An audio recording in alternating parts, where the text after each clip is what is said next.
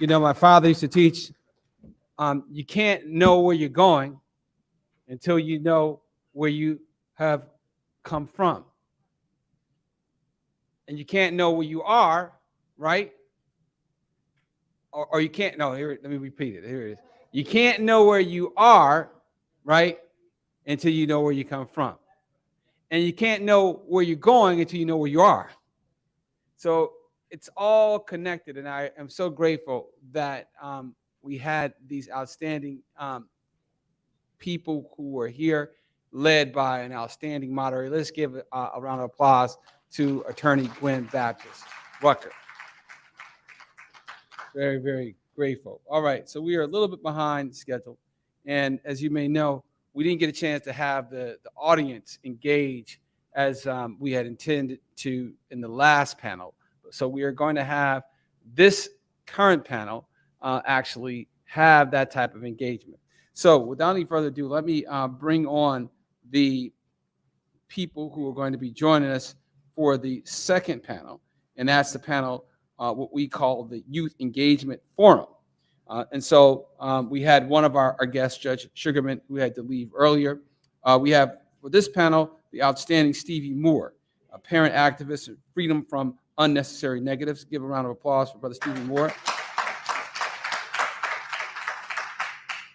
We'll have also on remotely, we have Brother Mecca Ekweke, and I think I may be pronouncing that name a little off the intended syllables, but he has a beautiful name, and he's the founder and CEO of Code Crew. Let's give it up and see if we can get him on the screen.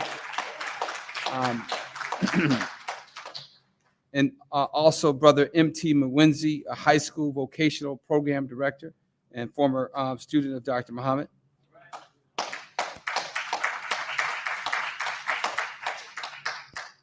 And we have also Simone Rucker. Simone Rucker here with us.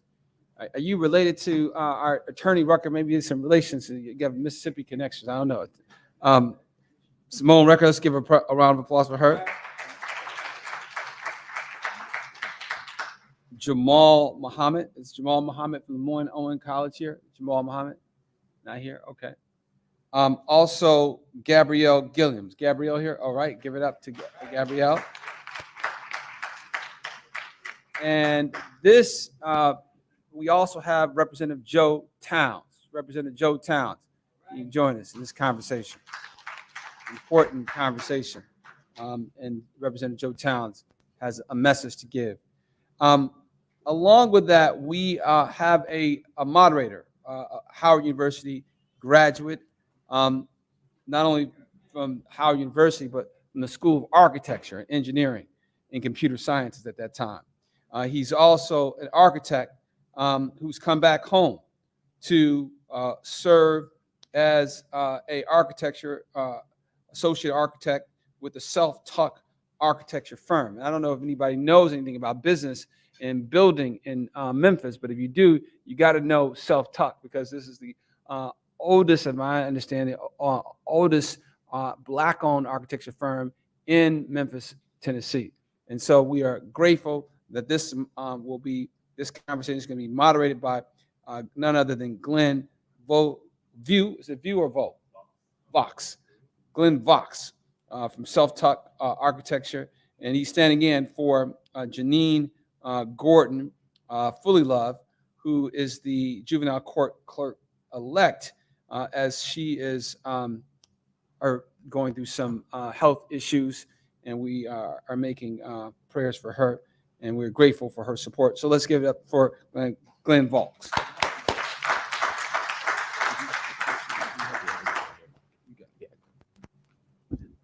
Good evening, everyone.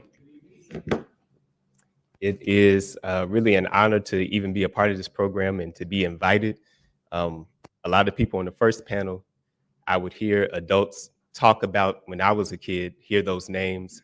And so it's really good to see history meeting the present and to actually be involved now and not just be a fly on the wall to conversations, but to now be a part of it as an adult back in my hometown. So we will get started with the first question. This is on youth engagement in the city.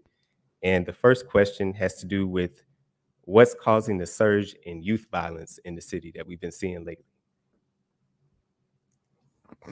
And anyone can begin. Get a microphone.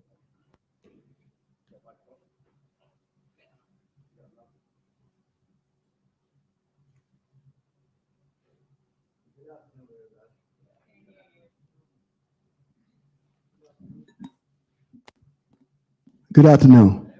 Okay. I was sitting here just thinking, and I was thinking when I was just sitting here and I listened to all the guys on the first panel, which I know very well, and I don't know them from back in the 50s and 60s and 70s what they was talking about, because back in that time I was serving time. I was incarcerated. And I spoke earlier today at juvenile function, and what I think juvenile crime is this. Same thing I know when I got out of jail. When you get out of jail, first thing I got out in 83. So I don't know about all what my friend Chef Will was talking about. I know what he talking about because I got out. I saw it firsthand for myself when I got into politics in Joe Towns and all this. But when I got out of jail, we're talking about youth involvement, where it don't quiet down to in my mind is that I was a felon, got about 20 felon convictions and 5 DUIs, so I was towed up on the floor. And but now I got into juvenile, working with juveniles because I started my program called Freedom from Unnecessary Negatives, because I was laying in my bunk one day and it came to me that everybody in jail was in there for negative behavior. And I said, if we can free ourselves from negative behavior, we can empty the jail cell. It still holds true. I've been out 41 years and I work in the same penitentiary that I did time in. But what I see is a problem that with the juvenile crime, they're one of the biggest problems because men are missing. I was at this meeting with juvenile courts and they had about 35 young men, and I said, who all got a daddy? I don't think but one person raised up the hand. So we out of God's order for the first thing. God made man, and man wasn't complete. That's why he made woman to help complete. But now it's all one man, children, and no male. So what we got to do, pick up the mantle, and what we keep saying now is that them bad bookers, them they just do it. Children are bad for a reason. They have no direction. They out here raging and stuff. I have a couple of families I work with. The mother is 30 years old, but she got 9 children. And all we do is say, well, she shouldn't have had all them children. That's not solving nothing. So what I got to do to be the big brother, the uncle, the nephew to those children, because they didn't get what they should have got. And so if we want to change children, y'all, we got to stop talking about them, condemning them, because once they do that shooting, it's too late. The 15-year-old just killed the teacher. He didn't just start that right now. That was built in him because there was no correction. I remember when I first started pimping and selling dope, my mama kept telling me, boy, you better stop, but I had no daddy to correct me. And I just said, Mom, okay, I ain't said no dope. But mothers, women got agape love. And we said, don't come home no more drunk. I go to sleep on the porch, but the next morning I was on the couch because mother's going to put you in there. They're going to take care of you. So what we got to do is try to get the men to come back and start not only for our children, start being daddies and brothers for other young people, because They didn't learn this on their own, y'all. I'm telling you from personal. They didn't learn this on your own. And can they change? Yes, but who's helping them? And one more thing, that reason our children, y'all, I tell y'all, and this one frustration part with me as I deal with young people, we as a community, y'all, are too silent. We can hear a white man, a white policeman kill our children, and we, Black Lives Matter. But our children kill one another every day, and we ain't took a march up. We ain't did nothing. All we said, we offer our prayers. Well, the baby dead now, or he didn't kill somebody. We gotta be just frustrated, excited that when our children die, we should be marching, we should be hollering, and we should be saying enough is enough. We're not gonna accept this no more. And for me, I keep a lot of candy in my office, y'all, and potato chips. And sometimes the mothers come and say, Mr. Moore, don't be giving them children all that candy. You give them too much candy. But I asked the women, the mothers, just one question, and I'm gonna pass it. I said, when you holding that knucklehead, when Valentine came, what you want him to do? Give you a box of candy. Because only candy I want to do is show I love you and I care about you. So we gotta hug our children more and let them know that we are there for them, and you don't have to live like this, and you don't have to live in that type of life.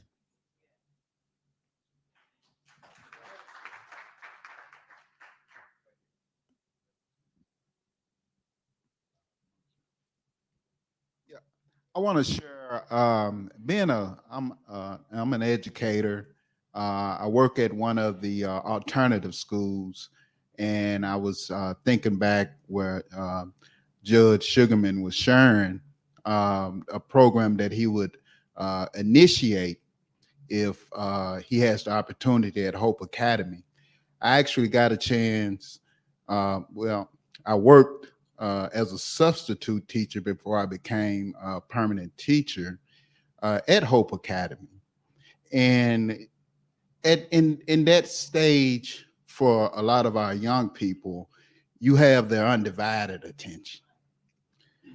To implement a program where they can find value in themselves, I find that to be one of the most needed opportunities for them.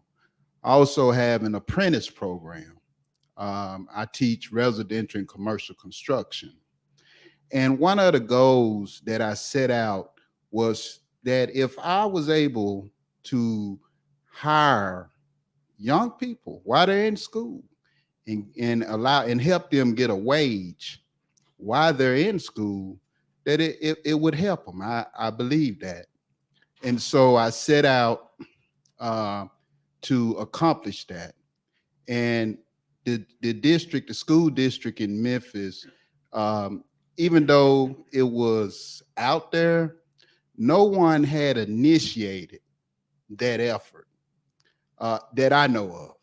If I'm wrong, share it. But I was able to bring the United States Department of Labor to the school system. And we hired the first apprentice, and he was actually a junior at that time, but by the time he became a senior, we had employed the young man. He was having troubles. He, like I said, turned to school. Most people thought, hey, he ain't gonna make it. But we believed in him. We talked to his father, and we said, well, give us a chance. Give me a chance to work with him. So we was able to work with him, and in working with him, he found an interest. So trying to find an interest, what interests children? So the changing of the paradigm of education is what we're dealing with.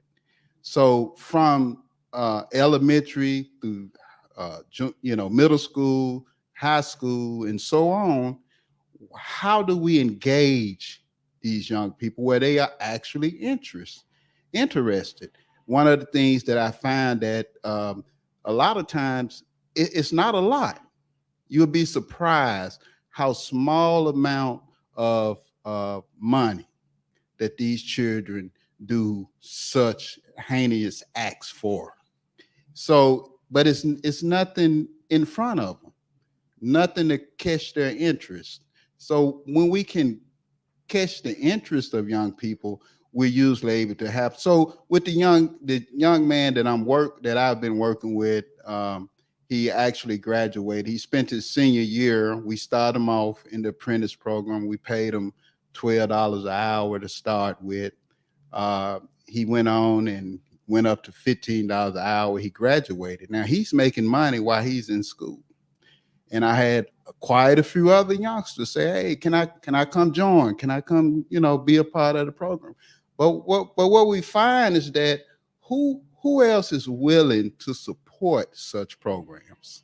So now we know that it works. I'm not guessing about it. I know it works.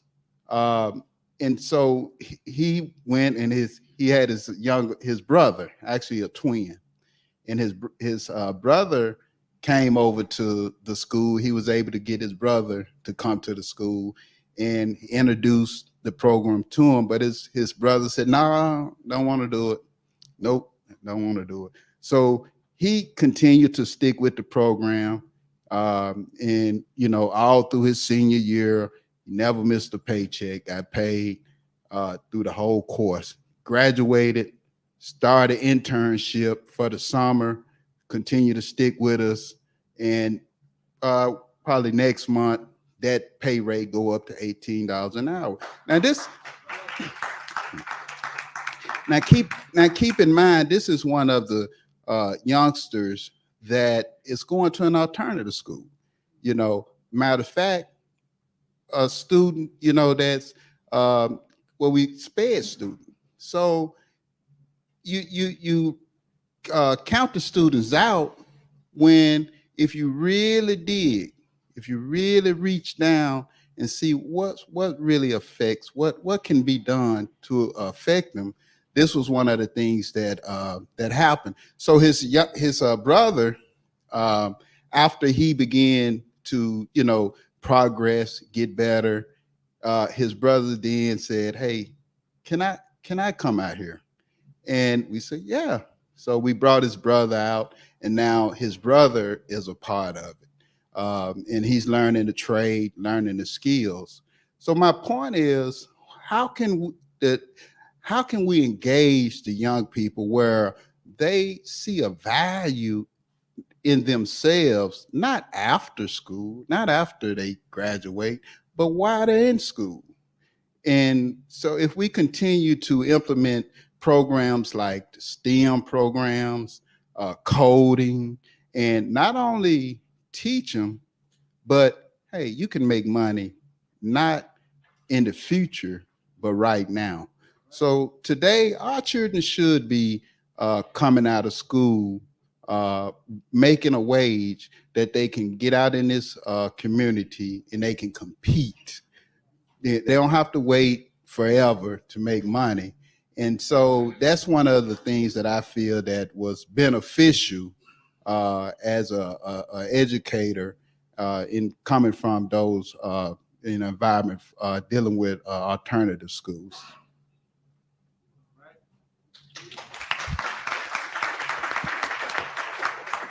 And we'll take one more comment on this question, and then we'll move to the second question. Thank you very much. Thank obviously our sponsors and our host, Brother Muhammad, for hosting and bringing us together. Like many of the brothers and sisters have said here today, I too was influenced by your pop, man. He was my friend, like a big brother to me. I can tell you where I met him, on Union Street at the Benchmark Hotel, talking strong and straight. I said, I didn't know him. I said, who is this brother? Because I had a hell of a daddy, so he kind of had that quality that my old man had. And from then on, we were together, you know, doing things in the community that he said he's going to do. And a lot of us were already doing as young Turks because Teddy, Shep, and all those was younger than your dad. Okay. But he was certainly a trailblazer, and he shook it up. He shook up Memphis, Tennessee for the better. As a result of it is you being a good son, you're trying to continue on the legacy. So we're indebted to you for doing just that. We appreciate that. So, long may his name live in peace. Now, you know, this is the thing. Crime is a thing that we got to look at. It's everywhere in the world.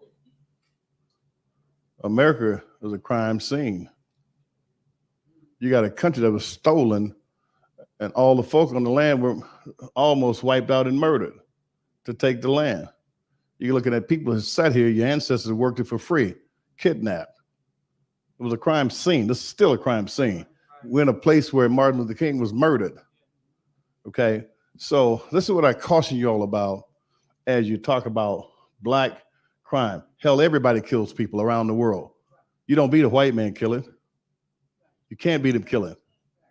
But you get it through your head the right way. You cannot beat him killing. He's the master of the bomb. He's the master of the virulent stuff that goes around and kills people. Spray aerosol, kill everybody, kill a whole damn country.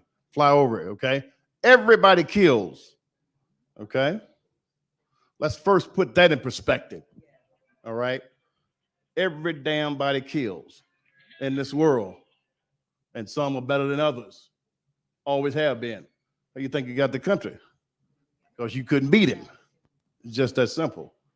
Now, let's come down to, and all of it's wrong. If his murder is wrong, there's a time to kill, okay? If it's murder, it's what? Wrong. But there's a time to defend yourself and kill, okay? The problem is, and as I said as an older brother now, and I want to hear from the young folk, is that you've gotten away from the raising of your ancestors, how Mud did them raise you, how grandmama, and you turn it over to these suckers with these PhDs, hound dog degrees, these BS degrees, bullshitter degrees, all these educated knuckleheads, okay? You're following them on how you raise your children. Because see, your great grandmother would have this nonsense, okay? There's nothing that was brought in my house, my mother's house, my daddy's house that they didn't know about. How you gonna have a kid in the house with a gun and you don't know about it? That's your child. Have you lost your mind? Doesn't take any education for that. My mama was on top of her game with her children. She knew what was going on. My daddy was. Where'd you get that bike from? Where'd you get them tins from? Boy, come here. You got to take that back. I didn't buy that. Where'd you get it from? You ain't got no money. Where'd you get this from? You got a gun? I'm going to kill you, boy. Okay? You have to go back to what the old school did. Old school is the best school because it's mother approved and kid tested and knows all the rules. Old school. Okay? Y'all looking for something new. You're looking for some nonsense. Something new. Now, it is never going to work. Police are after the fact. They can't solve the problem. You can put another 1,000 cops. We need them, but they're after the equation. There's no way in the world I was going to go out and embarrass my dad and my mother because I knew at home they were going to tan that hide. I mean, get your butt whipped. You had these psychologists come along talking about taking discipline, ensuring that we take discipline away from children because discipline makes children bad. Who gives a damn about their anger? We're talking about them being bad, so people stop disciplining their children. Let me show you where things got off track a long time ago. Doing busing. Okay? When children begin to be bused from one community, from a Black community to a white community, the first thing that Black people didn't want is what? White people whooping their children. And white people didn't want Black people whooping their children because they didn't trust each other's disciplinary style. They weren't fair in many cases. So discipline was taken out of what? The schools. No discipline. Everything has to be disciplined. We don't like it, but it's good for you. It's like vitamins, like medicine, like roots in the ground. So we took discipline out of the schools. Then we took discipline out of the homes. I can't whoop my child because if I whoop my child, I'm going to jail. Well, my dad told me I'll whoop your butt in front of the police and then you got to go. Discipline is very critical. Okay? You have to be disciplined. What can you accomplish without discipline? If you're a farmer, you got to be disciplined to get up every morning, work that soil, plant that crop on time, watch the weather, the whole 9 yards. Anything if you accomplish something, you have to be disciplined. Children are supposed to be wayward. They're children, but you have to break their will and make them do right. We had all that. We didn't. So don't put it on money, because we never had anything in this country. Frederick Douglass talked about the wealth we had at that time. He talked about 1/10 of a percent of wealth that happened, that African Americans had in this country at that time, and the percentage is still the same. It's still the same. So it's not the wealth. We were poor, and our communities were disciplined. They were clean. Now you have other influences now. When your children get away from you, you're going to have video games. What's this? Grand Theft Auto. All this stuff they look at, all this propaganda that you don't know what your kids are listening to. Okay? You're going to have the influence of gangs. Okay? Well, my mama was the gang. My daddy was the gang. Okay? When I was a kid, you know who the police were in the black community?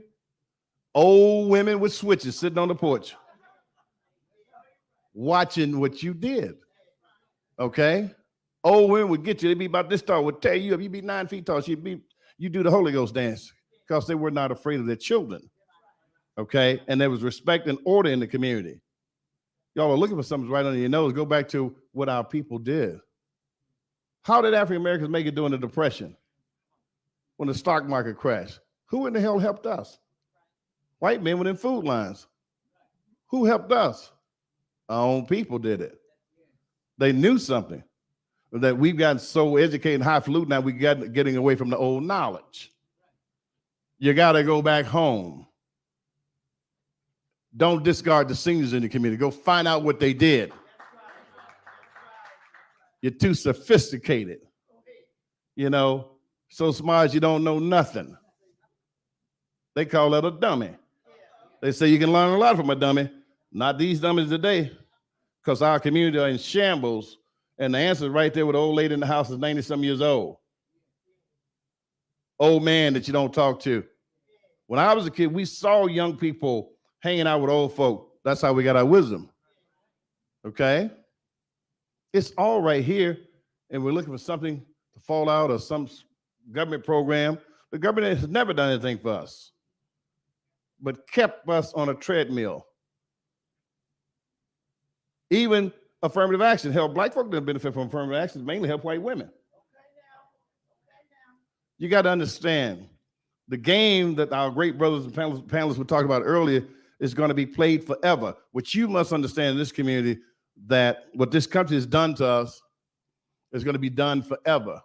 Changing votes, reverting back. We had 13 senatorship in the 1860s, U.S. senators. After the Emancipation Proclamation, we had 13 senators, U.S. senators. So what happened then? Up to the old game, they got them to take the troops out in terms of protecting them, and then they started with the Jim Crow laws and got rid of every one of them. Didn't have another until over 100 years later. Same thing in the city here. State representative people. 100 years later, these people are going to play the games forever. So what's got to happen, you got to raise your young people to be prepared to fight forever. Freedom is not going to be free. Once you get it, you can't put it in a can and sit on it, because there are people that are still fighting the what? Civil war in this country. They're still fighting the Civil War. What do you think January 6th was? That was a serious moment. If you hadn't watched those proceedings, you need to watch them. They were serious. They were locked and loaded and ready to try and do something in this country.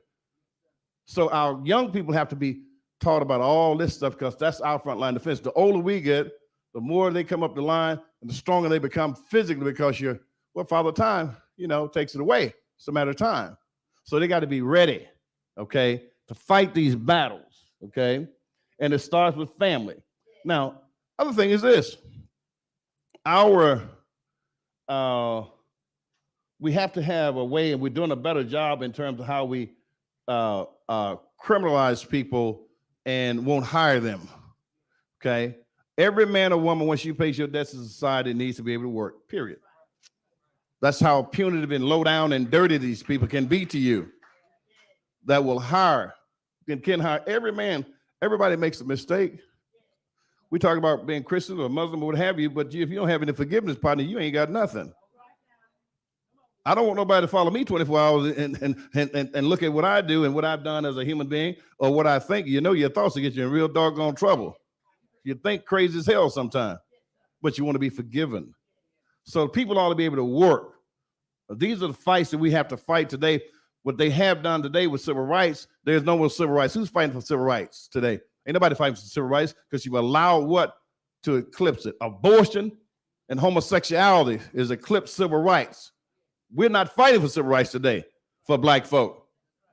That was not the case when I come along, okay? So you've let something else become the top narrative in the black community. That's a diversion. Got you on a goose chase, and it's not helping our people like it's supposed to. We still have systemic racism throughout this country. And you can go from astrology to zoology, and there's systemic racism everywhere in this country. Everywhere. Anything you do. It's a system that they practice and they perfected to keep you incarcerated. And then you're criminalizing some people that never should go to jail. Marijuana. Then they shipping the stuff in our communities. Teasing our children, enticing our children with no jobs. Food deserts. No economy. Anything will try to live.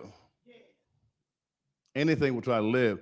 So people do things they have no business trying to live. But the system has systematically created that condition. Okay? With your tax dollars. We all pay taxes. I don't care if you're a baby, you still pay taxes. This is the system that we live in. Our young people got to be fit to fight this stuff. So you all have to talk to them about what's really going on. You can't be anesthetized with all this junk on TV. It's a waste of cotton picking time. But what it is, it's like a drug. So you're happy, you're dancing, you're bouncing, this, that, and other, but time is burning, and they're still getting away with it. There's so many things to fight. Now, coupled with that, you got to have, you know, the love in our community. You got to let young people know you love them now. Okay?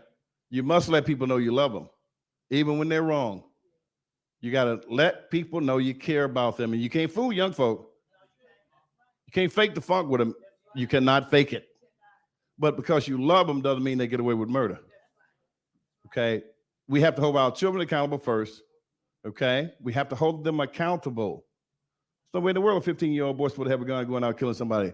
Like my brother said, he could have had it at 13 or 14. What is that parent doing?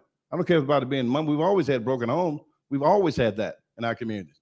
Always. They broke up our homes. They broke up our homes. When you had welfare, they'd run you out. If you had a man there, they started that a long time ago. They'd cut your money off. And we're still raising good children because we had a system, we had a commitment, we had some wisdom in that. We had extended people in the neighborhood would help us, da-da-da. So we have to go back to what worked. What are we trying to reinvent? Chasing the rainbow, you'll never catch the rainbow. It's old-fashioned practical wisdom and knowledge. And then our parents, we always relied on our spiritual training and teaching. Okay? How are you going to get away from that? We got so sophisticated now, we don't believe in God. When that man had his head on your foot on your head, you crying and praying and asking for the Lord to deliver. Don't get too big for your britches to forget where you come from. I'm talking to black folk. Don't get too big for your britches. Forget where you come from. Okay? And so things like that will help. There are lots of things like that. We got to make sure we got more opportunities in the community for our children. We need the opportunities. This man's doing a fantastic job down there, but we have to do that time 1,000 in this community. Okay? We have to do that. And as much as possible, men got to always, like my brother said, got to always step up and get involved and talk to these boys. You got to talk to them. A good conversation can change you, obviously, because they're becoming, the statistics becoming even more dire with the girls. They're becoming more violent according to the police officers. Okay, those are statistics. But the leading is going to obviously be the boys with the number of incarceration, murder in the street. You know, they killing in the street just like that. So you got to talk with them. And a man's mind reaching a young man has an impact on him. And this is another thing you got to realize. A lot of these children are hurting. They're hurting and they're acting out and they're hurting because they don't have the love of both of their parents. If the dad's not dad, they feel as if they don't love him, and it's a lot. Men got to understand their value is more than a check. It's a lot more than a check. A lot more than a check. So in short, those are kind of some of the things I see. Thanks for allowing us to share a little bit. Back to you, sir. Thank you.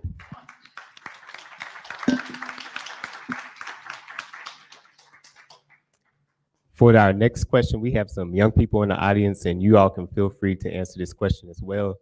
And I'm gonna give this towards our youngest panelists.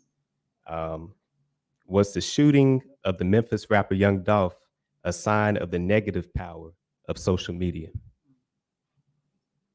And also for any young people in the audience that may want to comment, you all can comment as well on this question.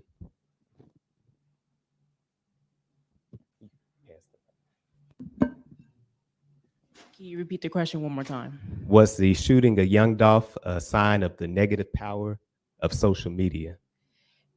I agree with the shooting with Young Dolph.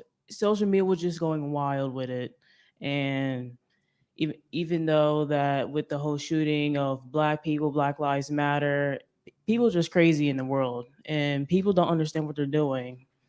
I'm just being honest. And with the whole shooting, like shooting in Memphis is terrible. Like people doing crimes in the real world and going to jail. It's kind of selfish to where people just randomly start shooting people because they want to. But that's not how the world works.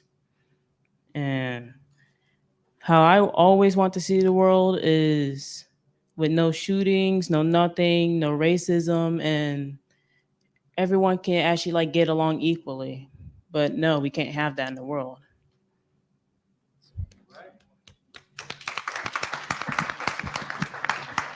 Are there any other young people in the audience that might want to comment?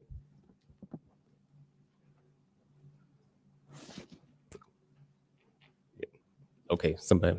We'll come back. We'll come back to you. Any other panelists have a comment on this? I think we have some young people who wanted to comment. This is a sister in the back, and I think this is brother right here. Add a comment. Go ahead.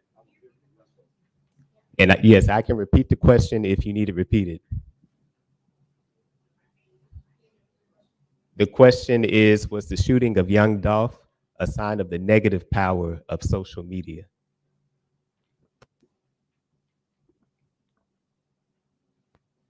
I don't necessarily think it was a negative thing coming from social media.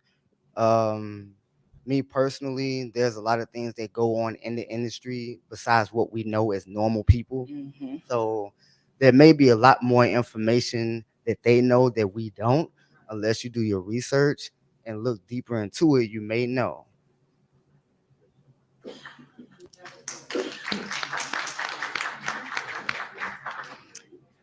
In my opinion, I don't think social media was the reason behind, because it's been history of his past coming back to haunt him.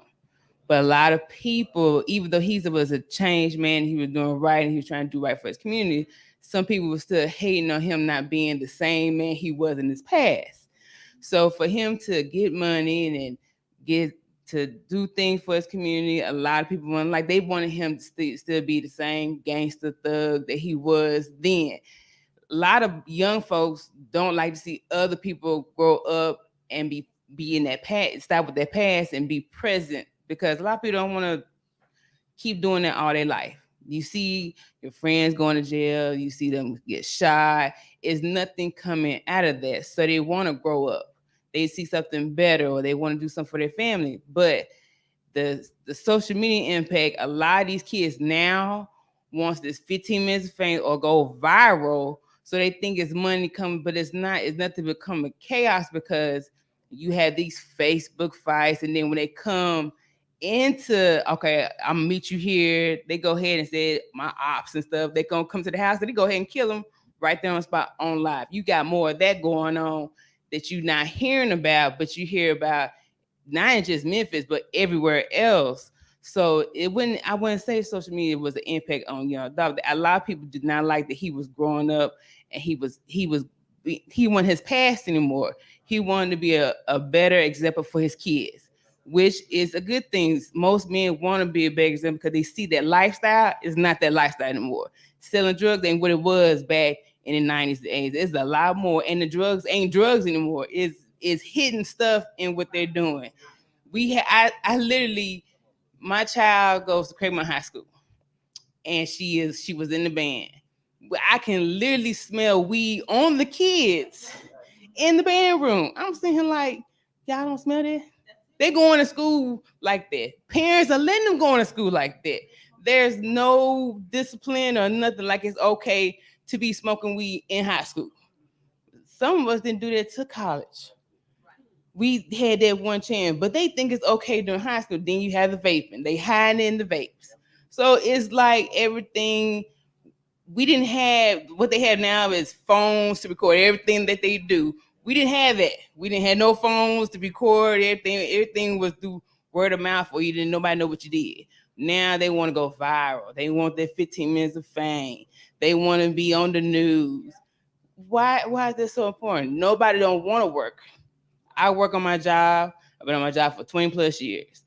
And FedEx is not the same anymore. We get the young folks, they don't want to listen. No authority. I ain't doing what you're telling me to do. But that's what you do. You do the same thing every day. I do the same thing every day. But they really do not want to work. They just want to steal, kill. Oh, I steal this car. Let me put it on social media so I can show everybody else how to do it. That's how they learn. They learning. They're smart. They're not dumb. They're smart. They're just in a different type of smart that we don't know about.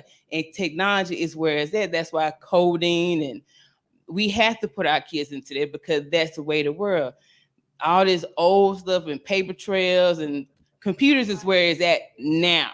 That's why they're doing what they're doing, because they're learning everything off of YouTube and TikTok and Facebook, because whatever somebody do in the past, they're gonna put it on social media so the internet can see, and everybody's looking up. That's what's going with the way these kids are. They're not worried about education. They worry about 15 minutes of fame. What can make them go viral? So they can have these white folks come look for them so they can get that easy, quick money, think it's going to be easy, but they not know that it takes a lot of work to, if you want to be a content creator.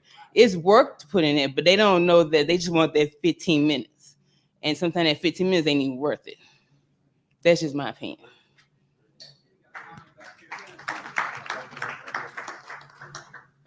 Hello. Personally, I don't know a lot about young Dolph, but I don't think that his death was from social media, if that was the question. But I know with his death, it had caused a lot of other deaths to happen. And so I think that since the way his death was televised, I guess, a lot of other people, because of the way it was put on social media, I feel like a lot of other people died because of that way, and that's why I think.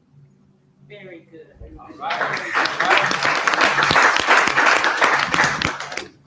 And thank you to the young people in the audience that were brave enough to share.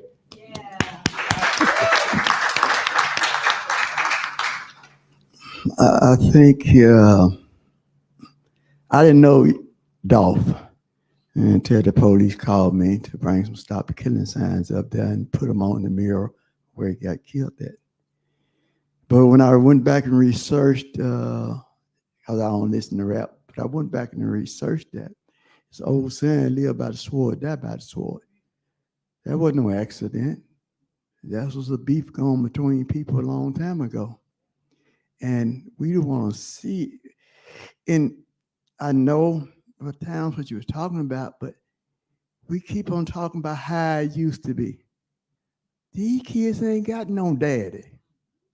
So how do we correct this? We got to figure out a way to correct this because it already happened there. Our kids ain't got, like you saying about those children smoking dope, 9 times out of 10 ain't no daddy at the house. So who can correct it? They doing it with their parents. The mama going out shaking the shake with them because ain't nobody tell them don't do it. The mama smoking a joint, and which they told me, I'd rather for them to smoke a joint with me than to go out in the street and smoke a joint. There's no daddy to that said, no, you ain't doing this. This is my house. Because it ain't daddy's house no more. It's mama and children's house. And mama doing all she can. And she done got scared of them. She's scared to call the police because she's scared gonna be retaliation. That's when they won't call the police. I got a tip line. Had it for a year for people call anonymous tip line. I had 4 murders called in, and they have told me, I'm not calling no police because they'll tell it who called. So we bring up the past all the time about how mama and daddy did it. It ain't like that, y'all, no more. We ain't got the family structure. We ain't got the grandmamas and the granddaddies to help straighten us no more. I got these kids coming to me every day. Mothers bring them to me. I'm tired, Mr. Moore. I don't know what to do with him. Daddy in jail. He in hell. He gone. So his mother is alone. When we came up, it was a whole different society. We had help from grandmama. We had help from, and know who sent me to jail? That we ain't got no more. It was called Nosy Neighbor. They said, Steve did that. He said, no, dope. We don't have that no more. Something happened right across the street in front of us, and nobody saw nothing. Nobody see nothing. But we got to figure out how to solve the problem and stop going back to the past, talking about how the past used to be. Past ain't gonna solve this, y'all. Past ain't gonna solve this.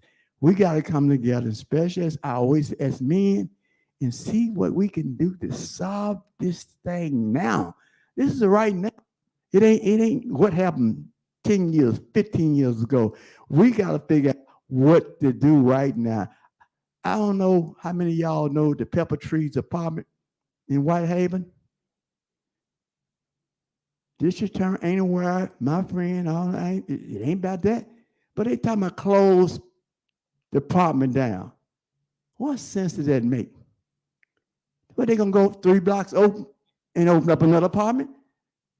You ain't solving nothing. Why don't you get it in that apartment and see the conditions of the homes and the mothers and stuff in that apartment and see how can you help those children change their behavior. Closing it down and do nothing. They just going across the street. They going to West Memphis. They going to Frazier. They just going somewhere else. So we got to stop this and figure out some new alternatives to change this thing now. This problem that we got now. I got grown men. I said, man, let's walk out at 7 o'clock in the night. Man, I ain't going to them bad children. I don't fool with them. That's what our parents used to tell us, being home by dog. Now you got grown men telling them they're home by dog. Well, what is that? And we got all these people talk. I'm out there in the street. Everybody got to come in. But tell me how many out in the street talking to them children on the corner. Ask them to come and go on the corner with you. See how many of them going to come. We make good scenes and we have good talk. But if you know some kids got a problem, why don't you go out there with the kids? I go out there with them all the time. I don't go by myself though, because I look up to Jesus. Now you told me to do this. You got my back. But we got to go and meet them where they at. I don't care what happened 50 years ago, 100 years ago. It don't make no difference.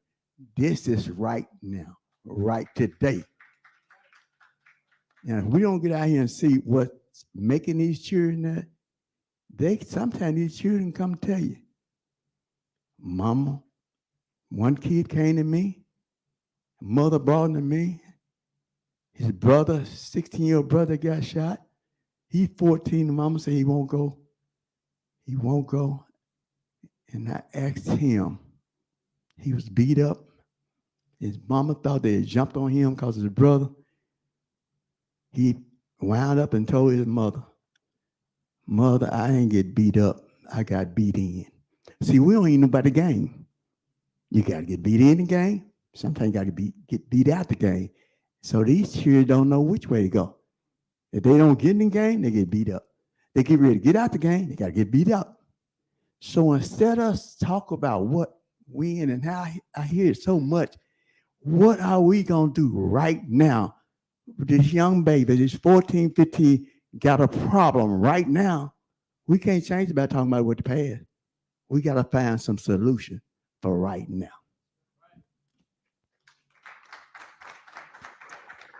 May I add some comments?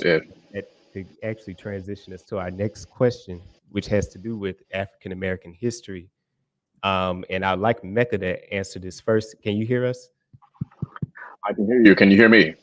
Yes. Can teaching African American history and computer coding in schools give students greater self-worth and help them make better decisions? Thank you all for this opportunity to speak. And I wish I were there with you. Unfortunately, I tested positive for COVID, so I'm doing this more safely for everyone. But and thank you for this opportunity to be included on this panel, Brother Talib. And to answer the question with respect to teaching African American history and computer coding in schools, giving them greater self-worth. Obviously, we at Code Crew absolutely believe that. We are a nonprofit based in Memphis, very focused on our kids. 90% of the kids that we serve K through 12 are Black kids. Another 5% are Latino kids. I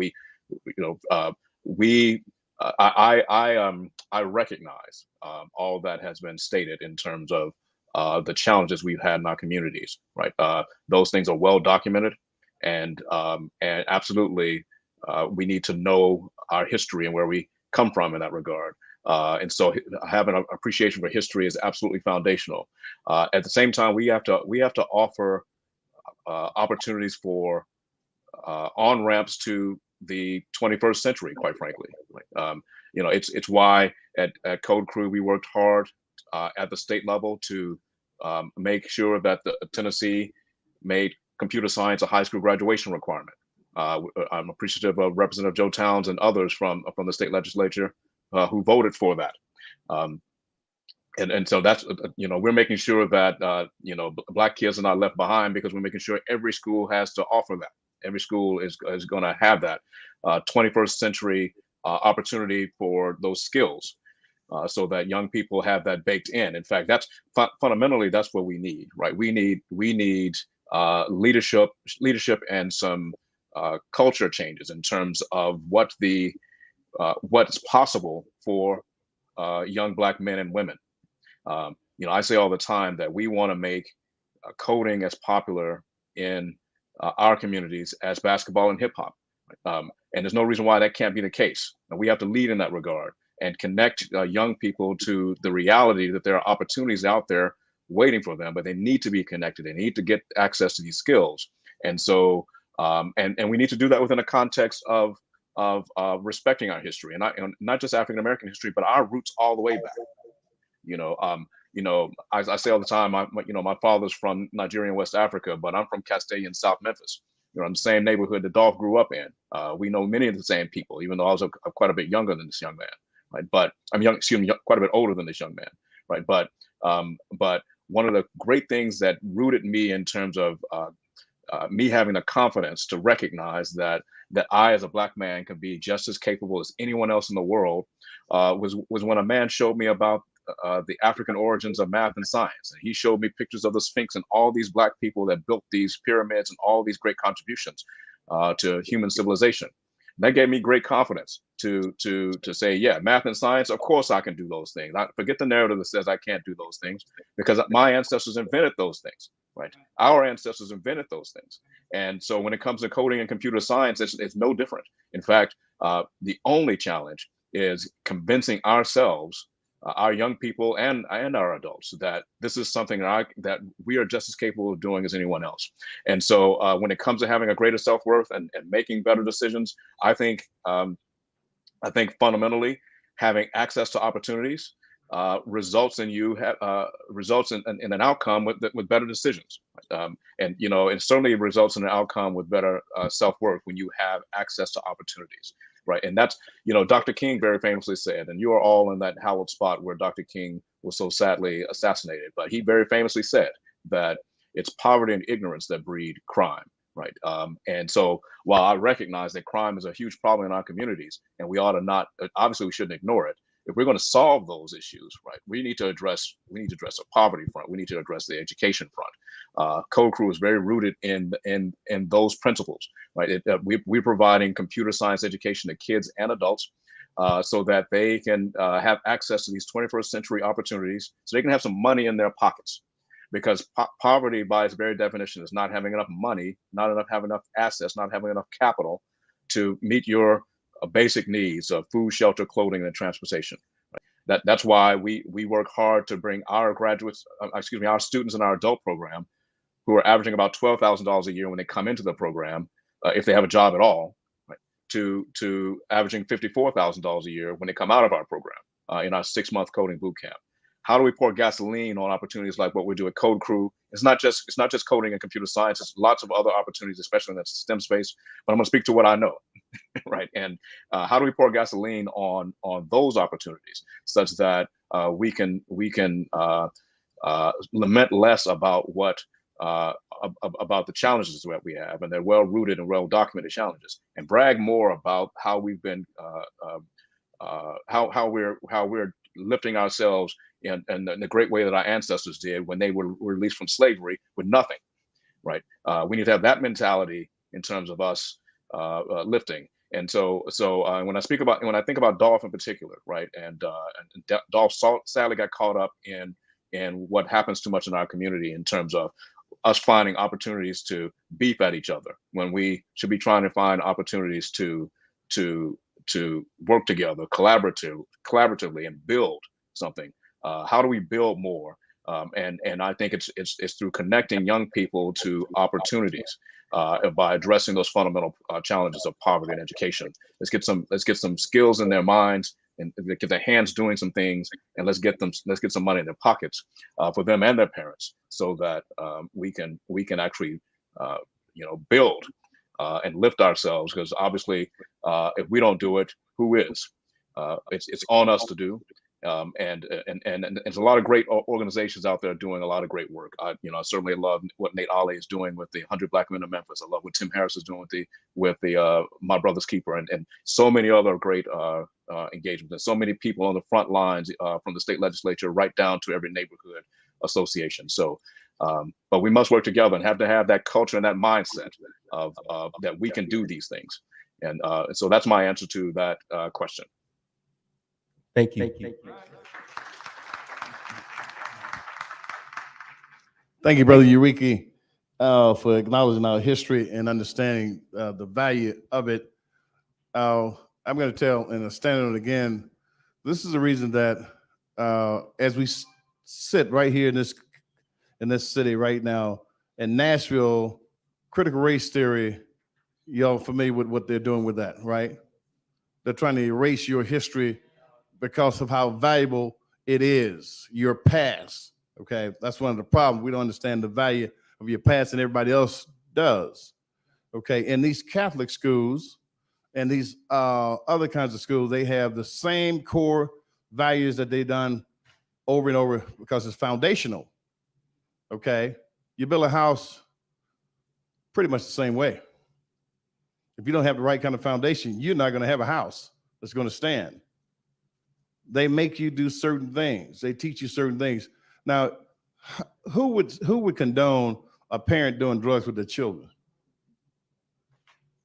Who would, outside of a crazy man? Whether it's happening or not, you can't condone that. There's no way you can condone that. Partying with your children to that extent. Okay, there has to be rules that we all follow and obey. This young Dolph situation is a result of not only that social media stuff, but it's a result of how the music industry has polluted the music.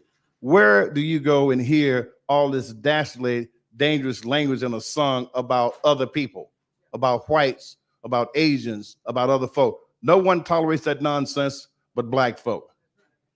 That was orchestrated some time ago. programming that poison in the music. It's only in the Black community. They would not allow that poison to be spewed in any community, talking about white people like that, or women, or Jews, or anybody. So why do we accept that nonsense? It ain't no damn music, no way. That's not where we come from. Our people are not thugs and prostitutes and all that. That is not our lens. That is not our history. And you can't make that my history.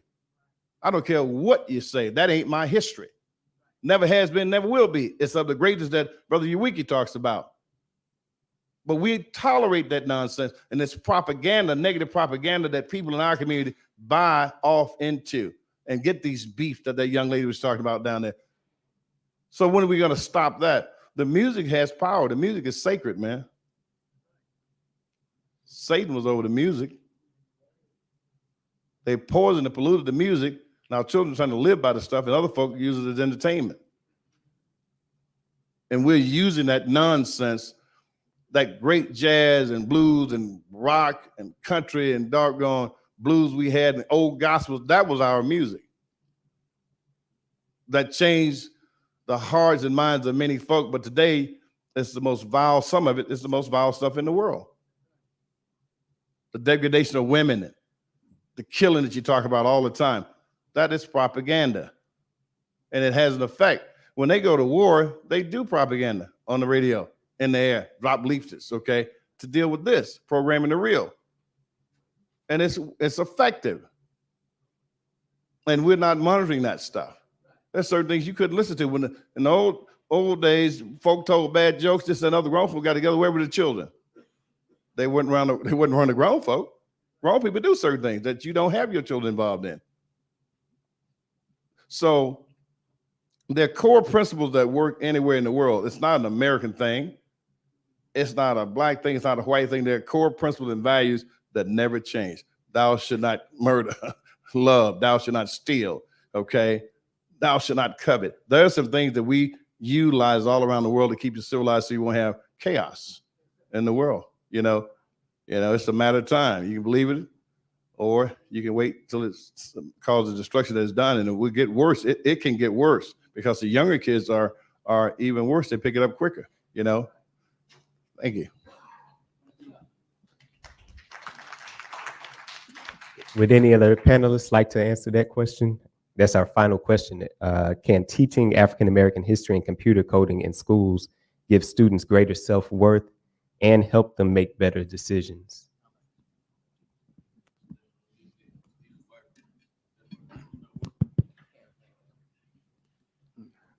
Yeah, I do believe that it'll work because of the importance of Black history and culture.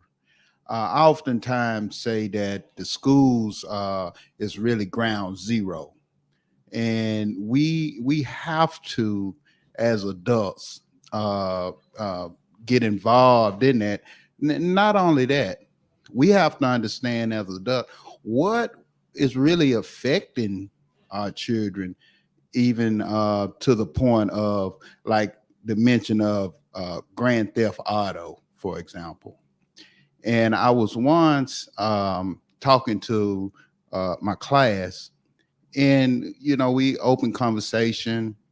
And so my question to the children was, what's going on out in the community? They say, well,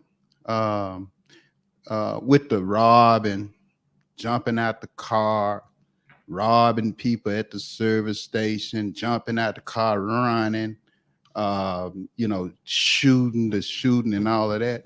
So I asked the question, what have you all been doing or involved in, and these was high school students, since you was a child that reflects that behavior? And one young lady said, GTA. And I said, what? She said, Grand Theft Auto.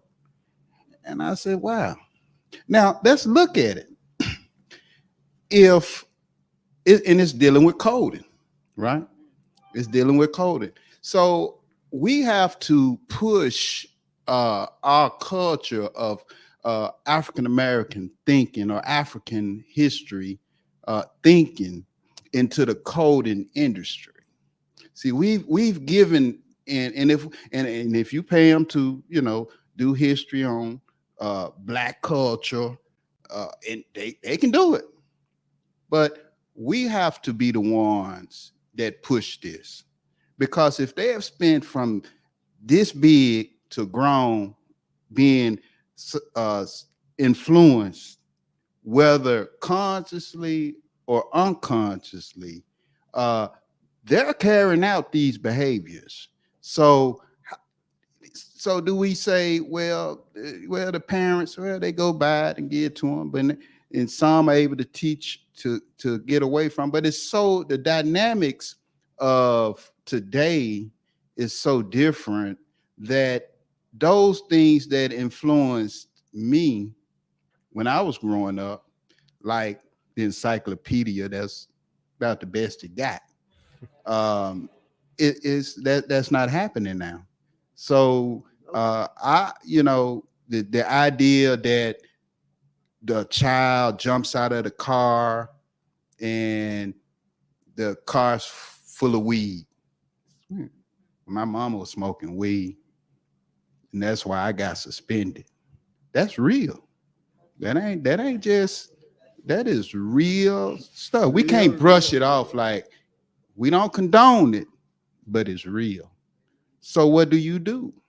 So you, as when they come in, you say, well, you know, I got an issue here, because I can't,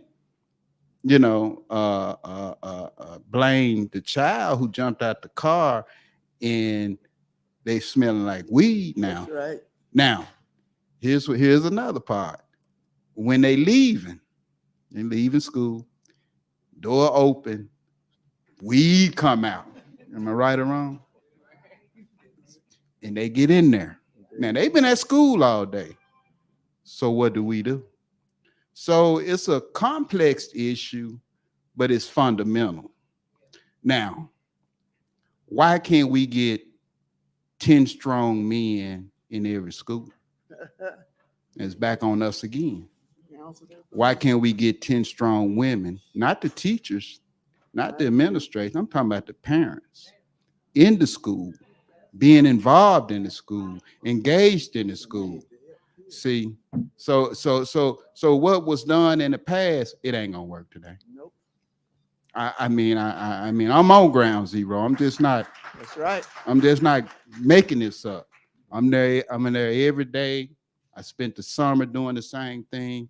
So if we don't get busy as men and women, that's right, taking the initiative to go up to these schools, you know, I ain't going up there to mess with them because that. And I often talk to Imam Jamil when I first started serving. And when I got started, I said, man, look, hey, man, I can't deal with this right here. It's time, man, I'm going to go and walk away. And so I said, well, if I walk away, I'm like everybody else. That's right. So he said, man, brother, stick with it, brother.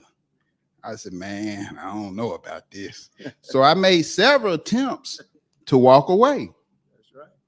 But if we walk away, if everybody walk away and we pointed all the parents that smoking dope when they drop their children off, and then they smoking dope when they pick their children up, then what do we do with the children that we take the time to teach them? Thank you. To me, with the coding and stuff, that's my child right there. Her name is Gabriella. She's been doing coding since she was in elementary school with Code Crew, and when they was when they was at Leicester. So she's been doing their after-school programs every year till pandemic. So the way I figured it out was my mother brought it up to me to say something about coding at Leicester, because I pay attention to my child. She's into video games.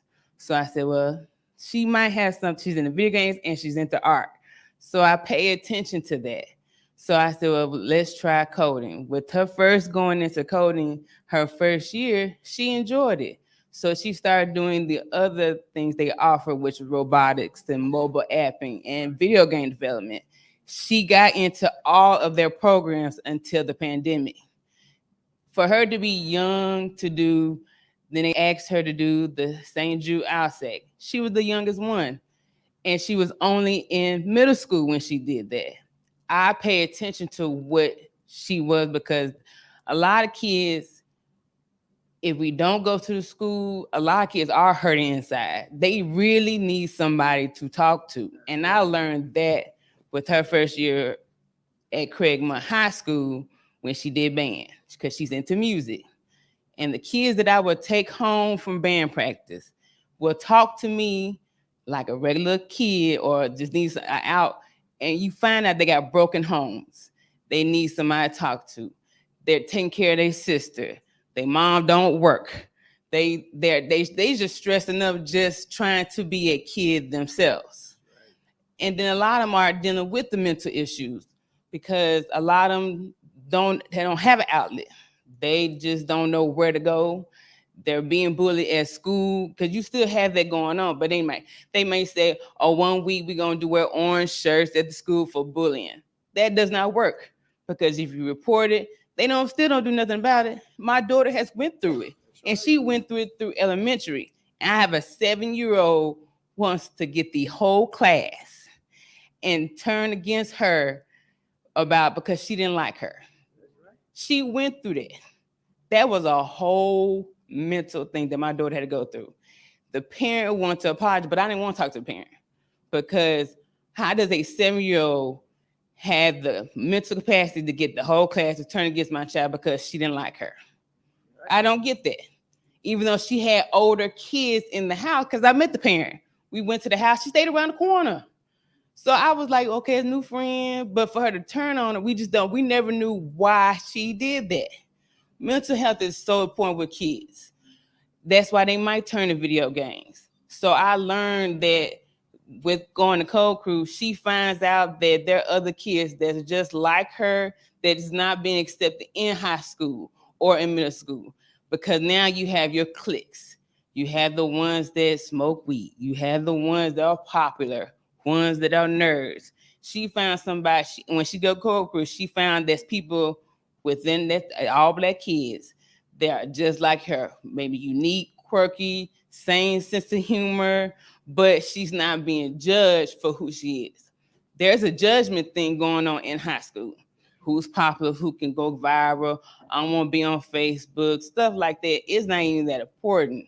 But these kids now are making technology that important. So we have to pay attention to that because they're going to be the ones that develop in the apps. They're going to be the ones that's going to make these cars that's more efficient. They're going to be the ones. They are the future, but technology is where it's at. They've been doing it before we knew how to do it. I don't know how to do it. My daughter does, but I let her be who she is. That's what's going to help. But if we don't go to the schools and help the kids, they need an outlet. A lot of them need an outlet. If we do coding, they'd be surprised that with them playing video games, coding is where it's at. It's behind the scenes. A lot of them don't know that. So with her doing it, I got my nephew into it. He went for the summer school program. He enjoyed it, so now he's going to start doing it. If they actually knew what is behind the scenes or they can make a future of it, I think they will, but they're not pushing it at the high school. They're not saying this is a course, or they have people come to the school to speak at it to say, hey, this is what we do in high school. If you need a ride, they rather push like football and basketball, but not pushing the coding where it's at. I think if they had allowed even Code Crew to come to each high school and see this is what you want to do, it might turn around. But as of right now, social media is where the world's going to. There's no more going back. This is where because everything's going to be either on video or on the internet. And we have to go ahead and just make that choice to be same place with our kids at, social media and technology, because that's where the world's going to now. Can I clarify something right quick? when I said what we're gonna do right now, I wish we check statistics that, like you was talking about what you're doing in school, in schools, and all this learning is great too. But of course, y'all check statistics. It ain't the kids that's in school that's doing the crime. The kids ain't got through out of school. When you go into jail and you talk to these people committing the crime, ain't none of them got over 6th grade education. So I'm saying, what do we do now? We got to stop talking about why and find out what's making these children kill. It ain't no other question to me. Men, step up. These kids need some help. They need male talk. Are you married? No. See, I'm a single parent. And see, you got to deal with all that problem by yourself. That's what, no support. And we got to stop talking about what was last year and what was all this year. We got to say, what's most kids doing all this killing, they are not in school. Now, if you don't believe me, you want to go to jail with me Monday and talk to somebody? Go down to juvenile court with me? These children ain't in school, the one shooting, riding these streets, driving down these highways, doing the toy. These are kids that haven't had no support, and we still, and I have to repeat that, when you ask men to go out in the street with you, oh, we can sit here and have these meetings all you want, but who willing to go out there at a neighborhood? Who are willing to go out in the neighborhood tonight with them bad jokers and say, man, you know, y'all need to do this? Why don't we take 10, 15 minutes out in the street tonight? Do it. Why don't we do that? We can talk all we want to do in here today, but come on, ride with me tonight. Come on. Let's do it. Let's go out there and say to our children, man, you don't have to do this because we love you. And if you keep on doing it, we're going to kick you. Anyway, that's all.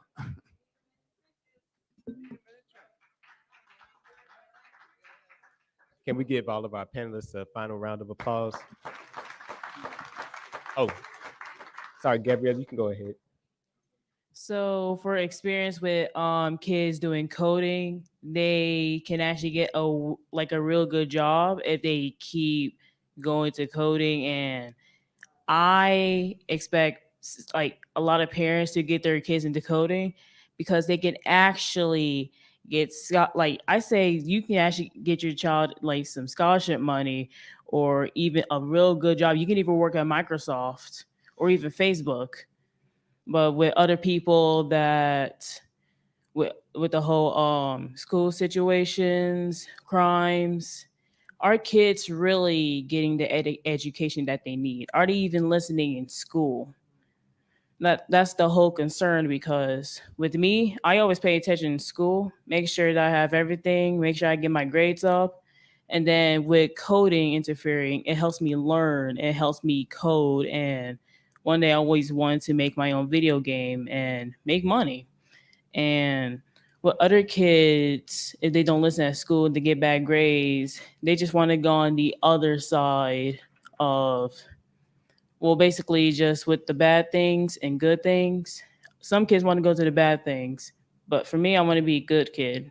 Because my mom, since my mom got me into coding, well, before coding, I feel like I was just a regular person. In elementary school, I did not like my 2nd grade at all, to where I was just being bullied, just turned around, like they turned their backs on me. And I was just going to become that one kid that basically, just that one quiet kid that basically has a lot of things going on their plate, and they still want to be in coding, like extracurricular activities.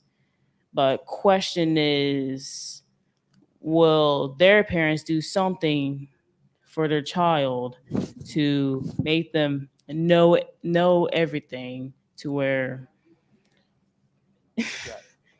because with like some parents don't really monitor the child at all.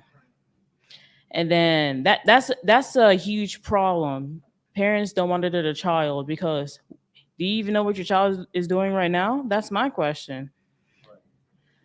And then making sure that they're safe, making sure that because we don't want no kids to like grab some friends and like in school, and basically they start like a whole because one time I saw some high school kids were in the car.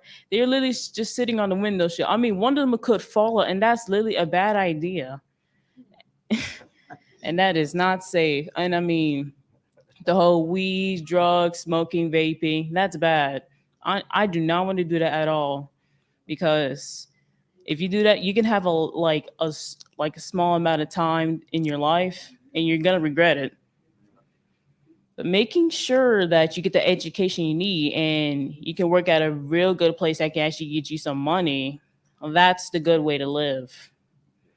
And with people getting coding, extracurricular activities, it's better than just doing like terrible things, or even getting fights in school. Fights in school is ridiculous over just something like secret, social media. It's like cyberbullying. But do people do anything about cyberbullying and bullying at all?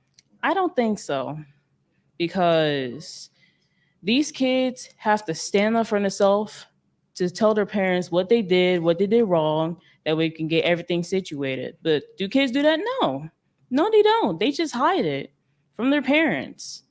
Just straight up lie. And that's the terrible way to live. Telling the truth is a lot better than telling a lie. Good job. And before all the panelists leave, could you all stand for a quick picture, please? And we do have one more panel after this one. Let's give these